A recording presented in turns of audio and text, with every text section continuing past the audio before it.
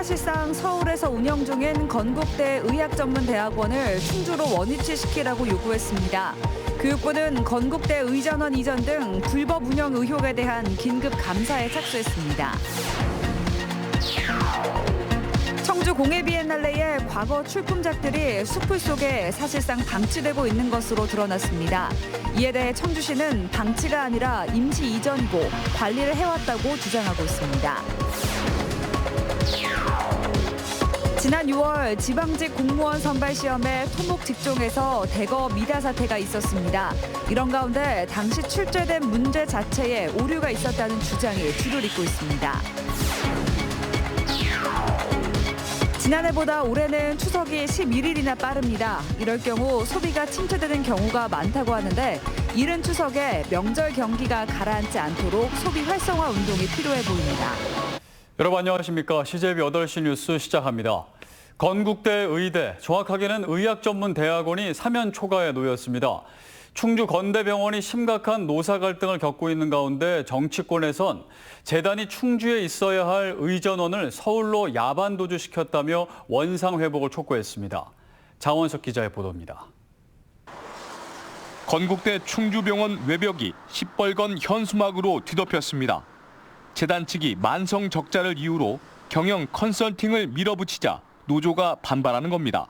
노조 측은 재단의 감원 이설에도 불구하고 결론은 의료비 상승이 뻔하다고 주장합니다. 개인 월급에서 10%에서 15% 반납을 기부를 하라. 그러면 자기가 가서 받아오겠다고. 하지만 재단 측은 적자 해소 방안을 마련 중이라며 구성원들의 적극적인 협조와 지지가 필요하다고 밝혔습니다. 이런 가운데 더불어민주당은 건국대 측이 충주 캠퍼스에 의과대학을 허가한 취지와 공공의료에 대한 책무를 망각했다고 비난했습니다. 지난 2005년 서울 캠퍼스로 야밤 도주시킨 의전원을 즉시 원위치하라고 주장했습니다. 이를 수용하지 않을 경우 의전원 허가 취소를 요구하는 서명운동과 손해배상 등 법적 대응도 경고했습니다. 의학전문대학원을 충주 글로컬 캠퍼스로 100% 원위치하시길 바랍니다. 서울과 충주 건국대병원을 통합하여서 운영하시기 바랍니다.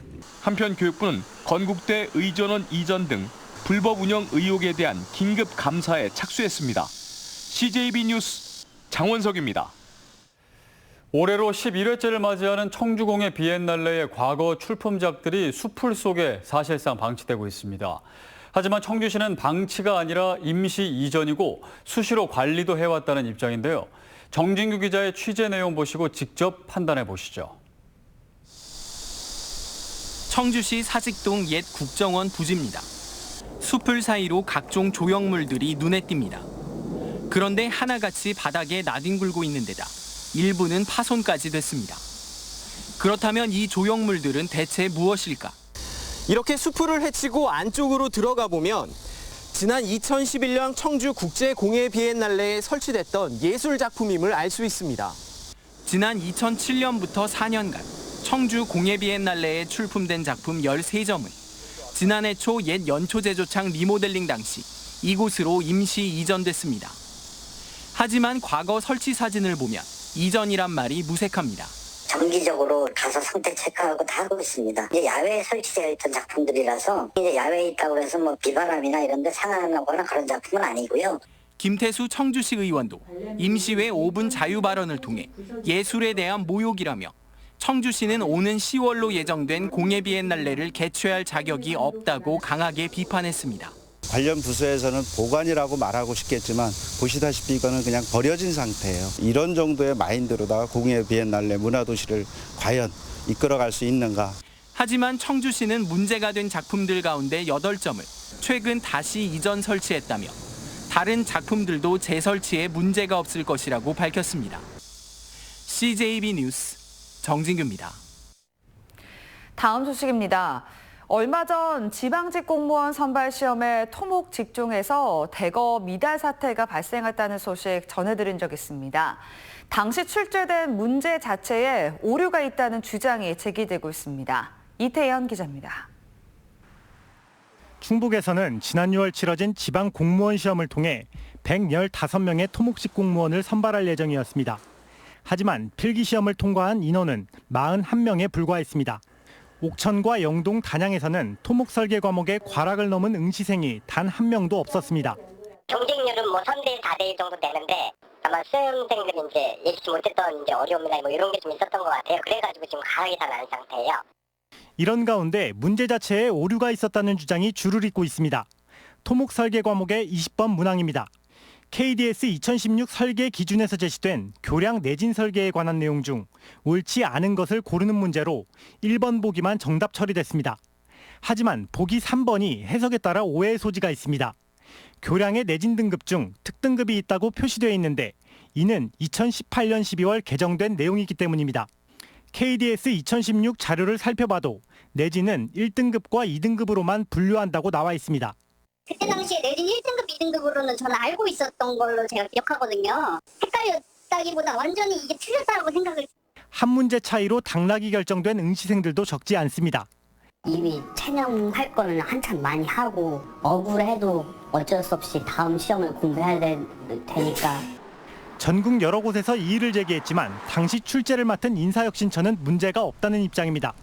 수십 건 이의제기가 접수가 되면 그 전문가 위원분들 통해서 정답 확정 회의를 하고요. 그다음에 최종적으로 정답이 확정된 상황입니다.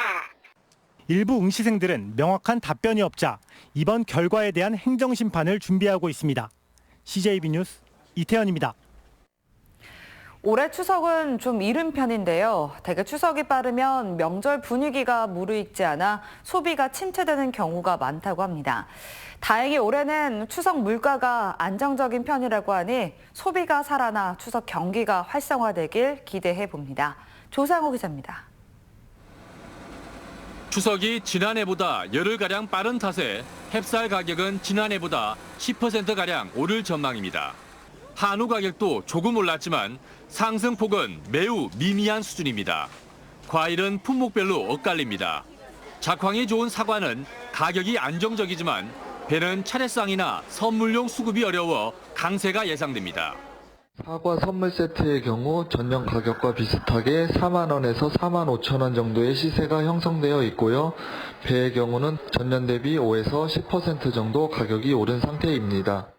농산물 작황은 좋은데 소비는 침체돼 추석 물가는 대체로 안정세입니다. 농수산식품유통공사가 올해 추석 차례상 비용을 조사한 결과 지난해보다 전통시장은 0.7%, 대형 유통업체는 3.4% 감소했습니다. 조사 대상 28개 품목 가운데 무와 배추, 시금치 등 17개 품목은 내렸고 배와 쌀 등 11개는 올라 내린 품목이 오른 품목보다 많습니다. 작년하고 뭐 비슷비슷한 것 같아요. 오른 것도 있고 또 내린 것도 있고. 상인들은 소비가 살아나 추석 경기가 활성화되길 기대하고 있습니다. 명절이 다가오면 상인들의 바람이 커지죠. 그리고 이제 현재 물가도 좀 안정됐다고 하니 이번 추석만큼은 좀 장사가 잘 돼서 좀 활성화될 수가 있었으면 좋겠습니다. 이런 추석에 명절 경기가 가라앉지 않도록 올해는 소비 활성화 운동을 일찍 서둘러야 한다는 바람이 많습니다. CJB 뉴스 조상호입니다. 내년 총선을 진두지휘할 충북 지역 주요 정당의 도당위원장이 사실상 확정됐습니다. 청문회 전국이 마무리되고 추석 연휴가 지나면 본격적인 총선 준비에 돌입할 것으로 보입니다. 구준회 기자입니다. 자유한국당 정우택 국회의원이 차기 충북도당위원장으로 유력하게 떠오르고 있습니다. 도내 당협위원장들은 지난 24일 정 의원을 합의 추대하기로 의견을 모았습니다. 민주당과의 균형까지 고려해 중량감 높은 현역 의원이 위원장을 맡아야 한다는 공감대가 높았습니다. 하지만 정우택 의원은 아직 마음을 정하지 못한 것으로 알려졌습니다. 1년의 짧은 임기지만 총선을 승리로 이끌어야 하는 막중한 책임감을 안고 있습니다. 우리 총선을 지원해 줄 수 있는 새로운 인물들을 영입하는 과정이 있고 그다음에 이제 기존의 우리 당자들을 결속시켜서 내년 총선에 이길 수 있는 기틀을 마련하는 게 가장. 더불어민주당은 내년까지 임기가 남아있는 변재일 도당위원장이 총선을 진두지휘할 것으로 보입니다. 동남 4군에서의 인물난을 해소하고 추가 의석을 확보해 한국당과의 4대4 균형을 깨는 일이 당면 과제입니다. 도민들의 그 현안과 그 삶의 질 향상을 위해서 준비를 하고 있고, 또한 그 인물 발굴을 위해서는 이길 수 있는 후보, 경쟁력 있는 후보를.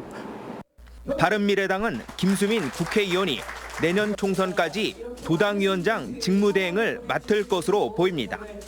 지난 7월 도당위원장에 취임한 정의당 김종대 의원은 내년 총선 모든 지역에서 후보를 내겠다고 포부를 밝혔습니다. 한국당 충북도당은 이달 안으로 신임 도당위원장을 확정할 예정입니다. 각 당의 사령탑이 모두 갖춰지면서 당의 조직과 활동은 빠르게 총선 체제로 개편될 전망입니다. CJB 뉴스 구준혜입니다. 충북자연과학교육원 내에 조성된 과학전시관이 20년 만에 과학체험관으로 이름을 바꾸고 새 단장했습니다. 관람 중심에서 체험 공간으로 탈바꿈한 충북과학체험관을 조용관 기자가 다녀왔습니다. 충북과학체험관의 상징물인 꿈나무, 13m 높이에서 떨어지는 롤링볼이 위치 에너지에서 운동 에너지로의 전환을 보여줍니다. 크고 작은 기어들은 복잡한 기어의 원리를 설명합니다. 운전대가 없는 자율 자동차는 목적지까지 알아서 이동하고 수술용 로봇도 조종해 볼 수 있습니다. 가상 피팅룸입니다. 실제 옷을 입어보지 않고도 자신에게 어울리는 스타일의 옷을 고를 수 있습니다. 넓은 바다에서 우리 그 해안가까지 그 파도가 밀려올 때 그 밀려오는 과정을 학생들이 볼 수 있도록 만드는 그러한 체험물입니다. 충청북도 자연과학교육원 내에 조성된 과학전시관이 20년 만에 체험관으로 새 단장했습니다. 97억 원을 들여 내부를 리모델링하고 1, 2, 3층에 136점의 전시 체험물을 설치했습니다. 빛과 전기, 소리, 지질, 태양계 등 모든 체험물은 초중고 교육 과정을 기반으로 했습니다. QR코드를 찍으면 각 체험물의 과학 원리도 확인할 수 있습니다. 학생들이 와서 하나 체험물을 경험해보고 그것이 왜 이런 체험이 됐는지를 자기들에게 흥미를 가지고 탐구해보고 다시 방문하는. 충북과학체험관은 임시 운영을 거쳐 다음 달 6일 개관식과 함께 손님 맞이를 시작합니다. CJB 뉴스 주윤광입니다. 이시종 지사가 간부회의를 통해 삼성이나 SK하이닉스의 투자 진행 상황과 기업들의 생산 차질 여부, 도내 투자 유치 상황을 지속해서 점검하라고 지시했습니다. 이 지사는 일본의 수출 규제에 따른 지역 경제 파급 효과가 당장 나타나지 않는다고 안심하는 것은 위험하다며 수출 규제가 풀어지지 않으면 그 효과는 연말부터 나타나기 시작할 것으로 보인다고 강조했습니다. 한범덕 청주시장이 오늘 3.1공원에서 일본 규탄 릴레이 챌린지에 동참했습니다. 이상천 제천시장의 지목을 받은 한 시장은 노 아베 부당한 수출 규제를 즉각 철회하라는 문구가 새겨진 피켓을 들었습니다. 충주시민연대는 한일 갈등 국면에서 일본 문화 교류를 강행한 충주시의 사과를 요구했습니다. 충주시는 지난 22일 4박 5일의 일정으로 교류 도시인 일본 무사시노시와 청소년 교류를 실시했습니다. 이상으로 CJB 8시 뉴스를 모두 마칩니다. 시청해주신 여러분 고맙습니다.